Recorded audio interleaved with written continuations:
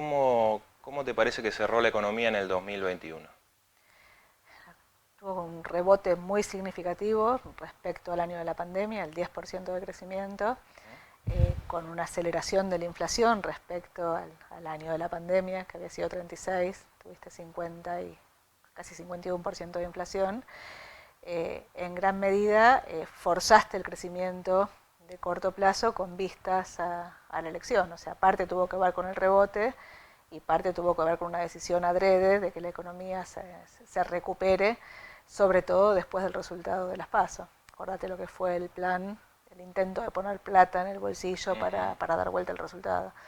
Y eso lo viste reflejado en más crecimiento, más inflación y un Banco Central que literalmente se quedó sin reservas, a la expectativa de un acuerdo con el fondo que tarde pero llega. Bien, y a partir de ese acuerdo, ¿qué podemos esperar entonces para este año?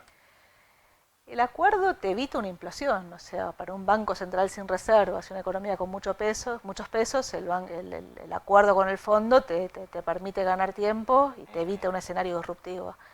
Pero al mismo tiempo es un programa que le marca la cancha al gobierno desde el punto de vista de la consolidación fiscal gradual, desde el punto de vista de la reducción del financiamiento monetario, desde el punto de vista del ritmo de devaluación, lo obliga a un ritmo de devaluación más parecido a la inflación, desde el punto de vista de la tasa de interés, lo obliga a tener una tasa de interés positiva, por lo menos ex ante, y desde el punto de vista de la acumulación de reservas, porque las reservas que te da el fondo las tenés que usar fundamentalmente para pagarle al fondo y o para acumular reservas. O sea, no es que te esté financiando el crecimiento. Claro, y entonces este acuerdo sirve, la pregunta es doble, ¿sirve para solucionar los problemas y cuáles son los problemas más importantes de la economía argentina que sería urgente resolver?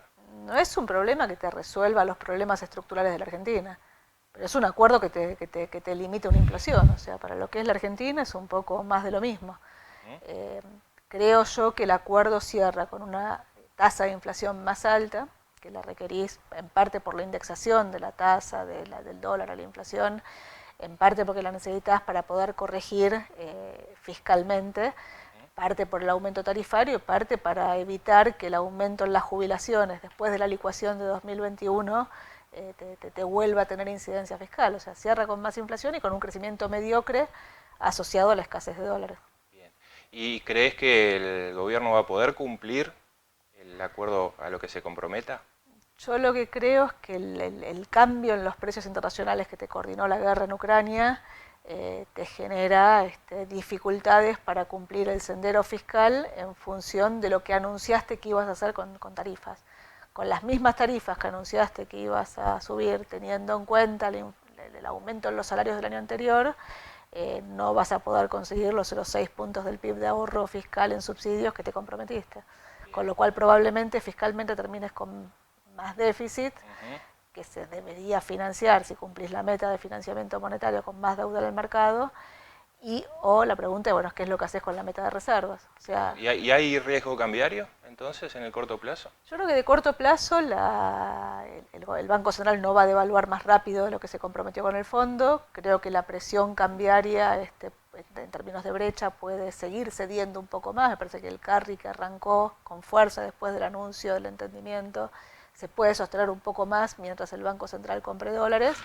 Eh, pero sí, la pregunta, bueno, es hasta cuándo se da eso, y ahí creo que el Fondo Monetario te va a dar un waiver por el desvío coordinado por la guerra. La pregunta es qué es lo que pasa con la reacción de la política al interior de esta coalición de gobierno en términos de una economía tan mediocre. Siendo cuestiones más políticas, ¿crees que el gobierno nuevamente está abriendo un frente con el campo? Espero que no, espero que no, creo que el anuncio de ayer de cerrar los registros frente, ¿no? Digamos, a la idea de subir 2 puntos la alícuota a los aceites y a la harina de soja, creo que legalmente no lo puede hacer una vez que el presupuesto no se aprobó y no se aprobó ese artículo que te daba la potestad, pero creo que fundamentalmente tenés un problema político. O sea, parece que en términos de costos Sí. sería complicado seguir adelante con esto. Costos en términos de la movilización del campo y también costos en términos de cómo se queda posicionada la oposición, que tiene una agenda clara de que no quiere subir impuestos. Bien.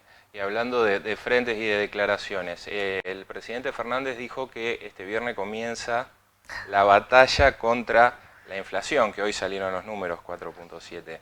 ¿Qué reflexión te merece esto? El lunes empezamos dieta. A ver, la verdad es que no tiene demasiadas herramientas para frenar la inercia en la cual te estás metiendo, inercia que estás recreando. Insisto, estás indexando el tipo de cambio, estás aumentando las tarifas y estás indexando la tasa de interés. O sea, vas a un escenario de más inflación. La pregunta es hasta dónde. No es implosión, o sea, no te vas a una hiper, pero sí te vas a una tasa de inflación más alta, molesta. Cambiaste de un régimen inflacionario moderado que tuvo Argentina cuando la inflación estaba en la zona de 20 y pico, a un régimen inflacionario que arranca en 2018 con la inflación cómoda arriba de 50. Bueno, Marina, te agradecemos mucho tu presencia. No, gracias por la invitación.